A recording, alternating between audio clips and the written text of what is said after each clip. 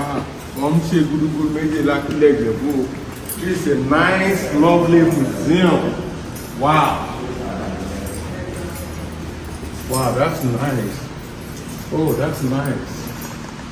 Wow. Wow. Ọba Olele.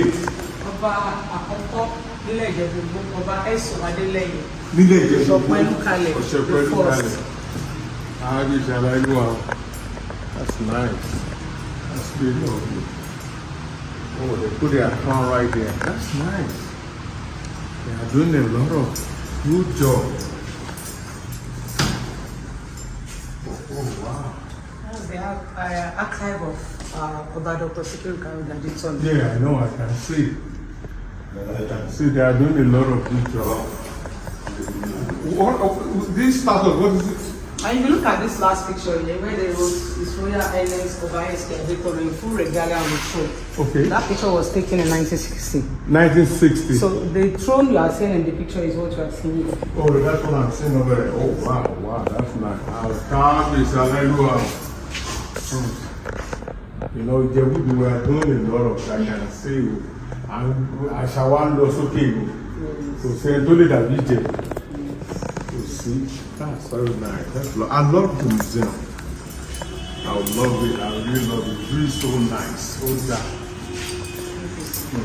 It's still going for having me here. Thank you so much.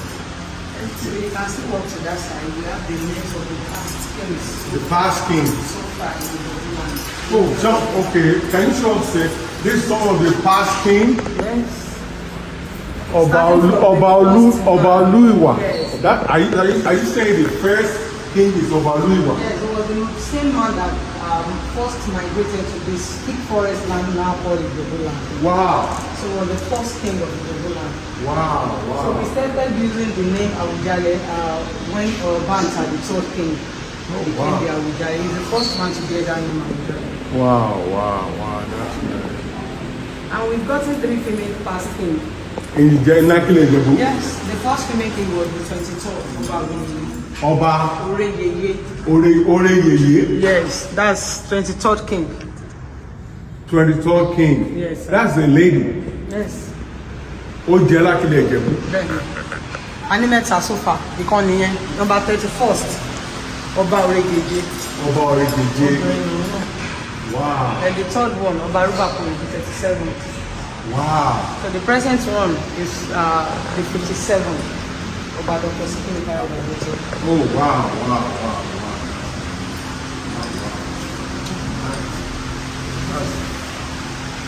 That's very good. Eshegmo. Thank you for having me. Thank you so much. Love you. Of Okiako. Okay.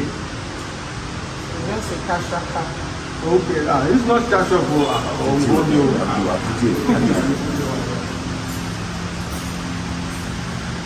You know, Yeah.